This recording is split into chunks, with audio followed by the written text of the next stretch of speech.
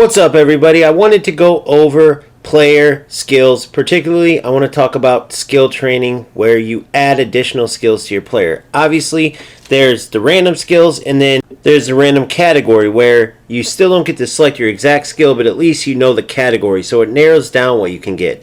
I do not like this system at all, but it's what we have. So there's two different ways you can go about it. You can either choose the player you want an additional skill on and just take the chance that your player gets a skill that you want them to have.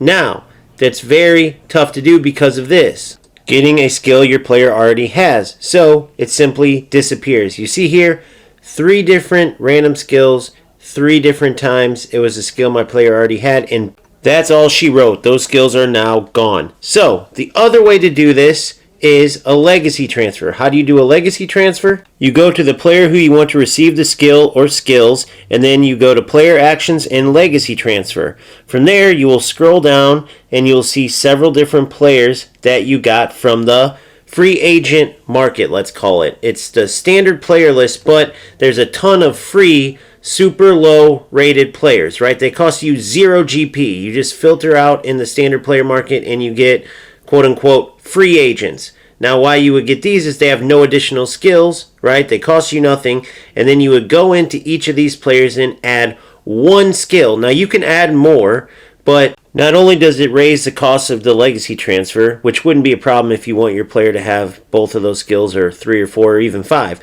But the big problem with adding more than 1 skill is that you may not want all those skills on the player you're doing the legacy transfer for, right? So if you do 1 skill per each of these low-rated players, then do a legacy transfer every time you want to add a skill or skills to any of your players, then you're set. However, the biggest issue is this is very costly. You see here, for 1 skill to be legacy transferred, you're going to need 257,000 GP. For 4 skills, it's 355,000 GP. So you see, the more skills you add, the cheaper it is, but it still raises in price and it still is costly.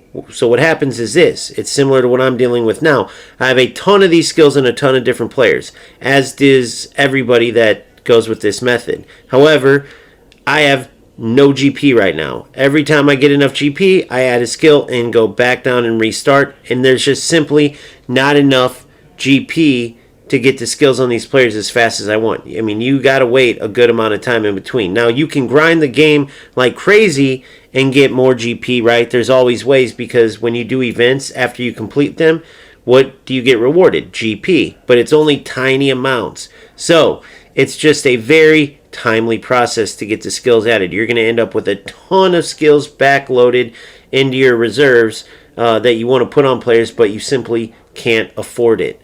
Therefore, you have to really choose.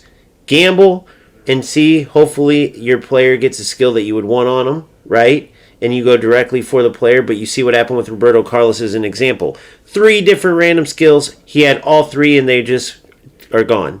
Can't use those again. They're out of here. Or you put the skill on a low-rated player and simply wait till you can get enough GP, and then you have to just keep doing that process, keep building up your GP, and then putting the skills on your player one by one. Neither are a good option, right? This system is terrible, but I would say that it just depends. You just got to see, like, if there's a wide variety of skills on a player and you have a better chance at the gamble of putting it directly on the player, then go for it, right? Just know there's that chance that you're going to get something he already has and it's going to be pointless, or a chance that that player is going to get a skill you don't want on that player.